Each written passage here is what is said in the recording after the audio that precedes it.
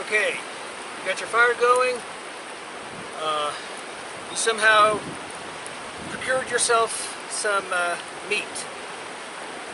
But for some reason or other, you don't have your steel knife. You lost it. It fell into the river. Whatever. Rule number 1, don't lose your knife. Rule number 2, improvise if you don't have one. So with that said, got a piece of obsidian here and some river stones, as you can tell from the river nearby. So what I want to do is knock a flake off. It doesn't have to be perfect, it just has to be sharp. With that said, use gloves. Seriously, use gloves. Obsidian will cut you right to the bone and you wouldn't even know. Good news is that it heals quick, minimal scarring, but you bleed like the dickens. So with that said, these gloves I use, which has a real thick leather palm for gripping all sorts of gnarly stuff. Now, you got sunglasses or glasses, put them on. Last thing you want is a nice piece of obsidian shard burrowing into your eyeball. Not pleasant. So, here we go. Here. Wish me luck.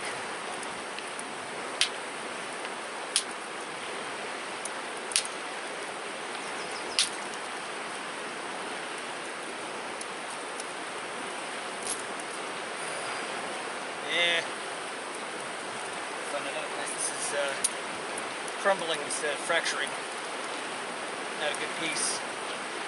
Dang it. Try it again.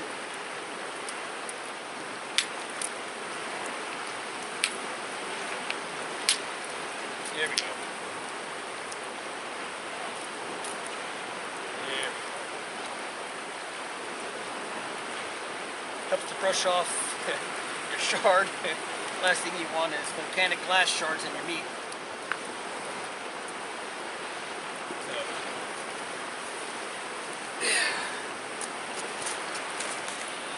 It ain't perfect. It'll do the job. So, you have your chunk of meat here. You have your obsidian shard. That's it.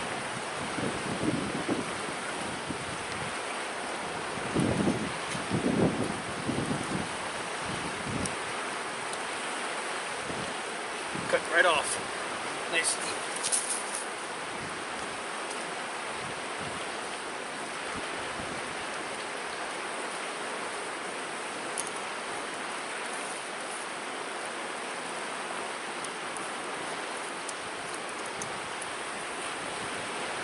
There you go. And there you have it. While this piece is cooking, I'm going to bring this to the table over there, and I'm going to demonstrate how I would preserve all this. So, meanwhile, I'm hungry.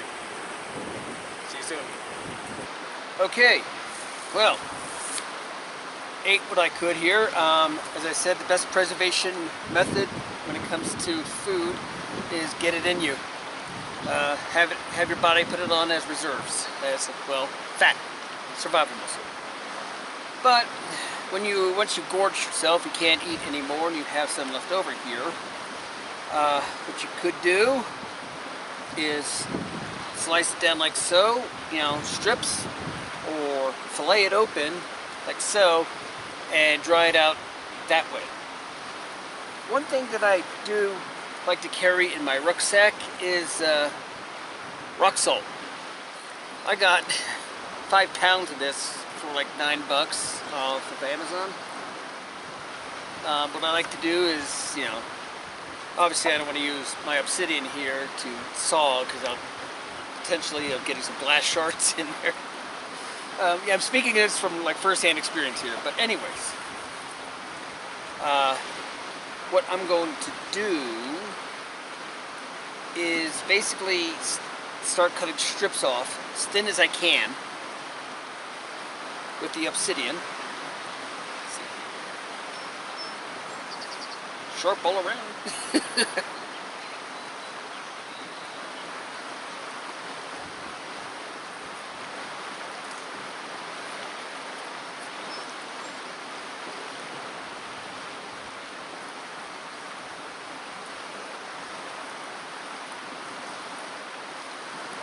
And here's the first thin piece. What I made here is sort of, well, better like a term of a snowshoe or a tennis racket. But what I do is I thread this skewer through, stretch it out like such.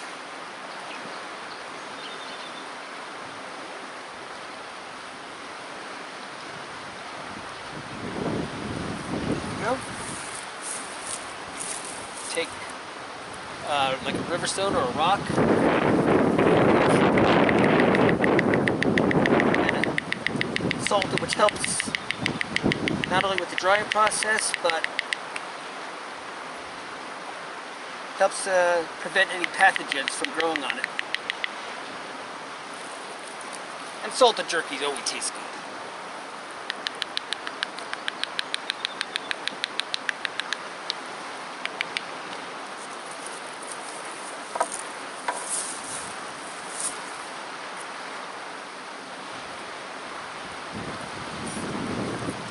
Try something different here.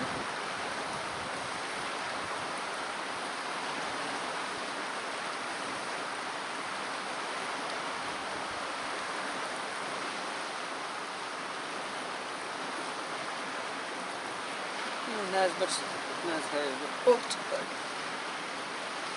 it'll work.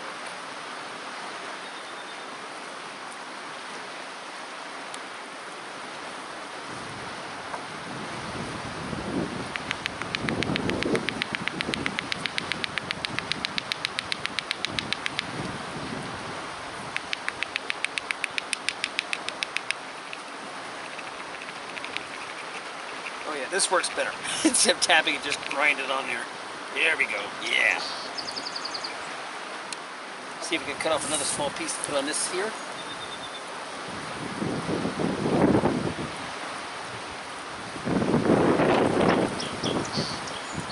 Remember, survival is not about being pretty, it's about making do with what you have.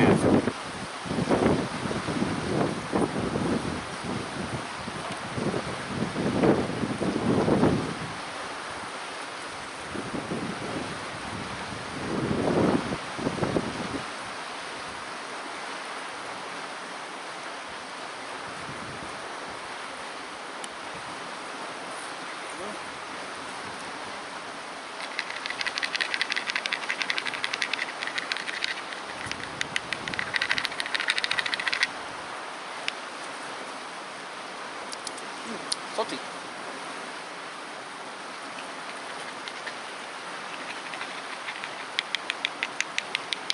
By the way, in a survival situation, having this in your ruck or your haversack,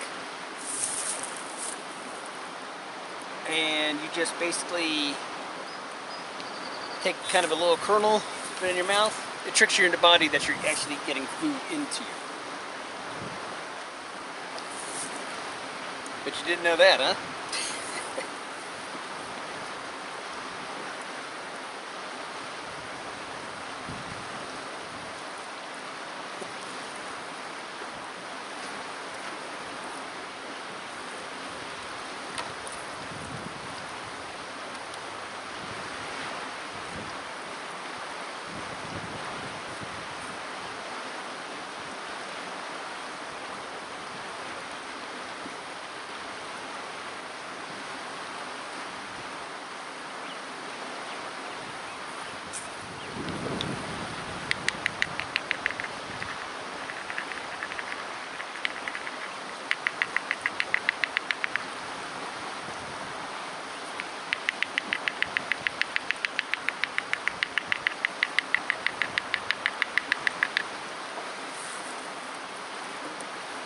Small piece off right here.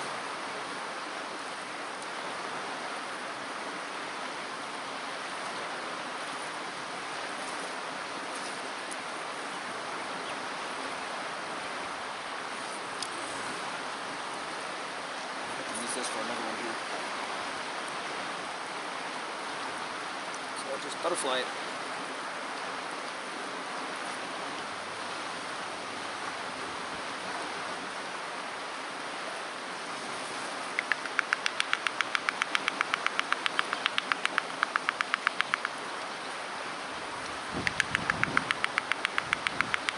In case you're wondering, yes, I did wash off the picnic table here, so take this off.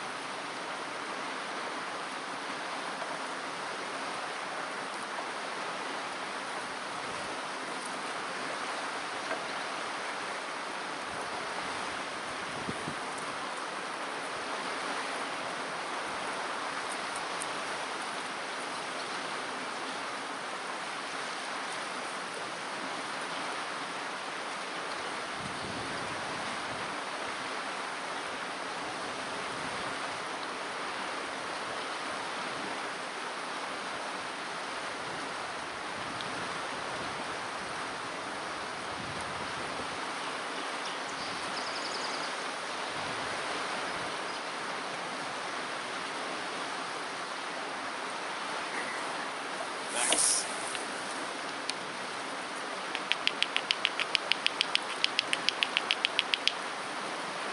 Believe it or not, you actually do need sodium chloride, or salt, in your diet.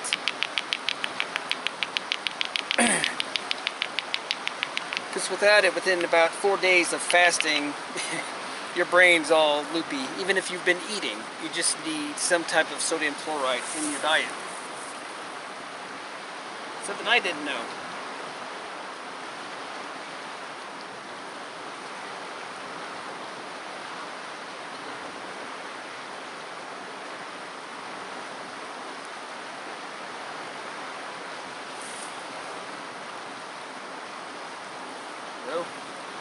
Well, I need to get some more skewers, and I'll show you the finished project.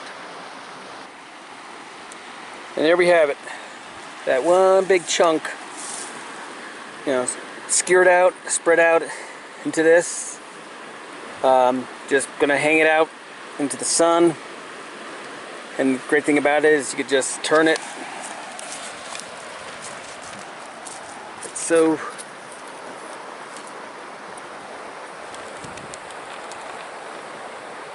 as the sun goes, you can just turn it like so, rotate it if you can.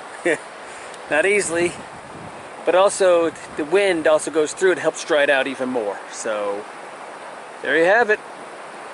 So just shows you that you can butcher up meat and preserve it without a steel knife.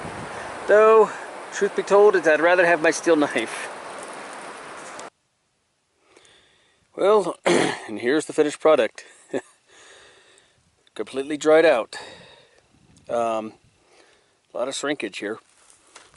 But this is what happens like when you live in the desert here, quite dry. If you're like, it's also quite sunny here.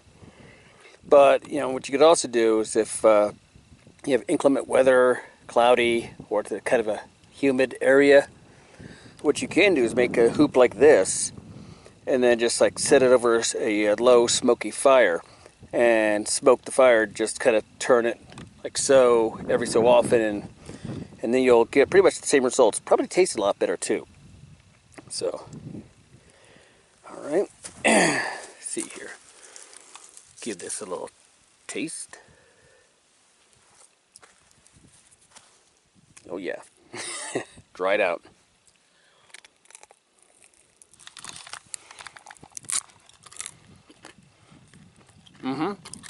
Jerky. Not as salty as I expected. Not bad, quite good. So, there you have it. Cutting up meat with a piece of stone, drying it out, and so forth. Quick, easy, simple. So, there you have it. So if you like it, hit like, and if you haven't already, subscribe. Talk to you later.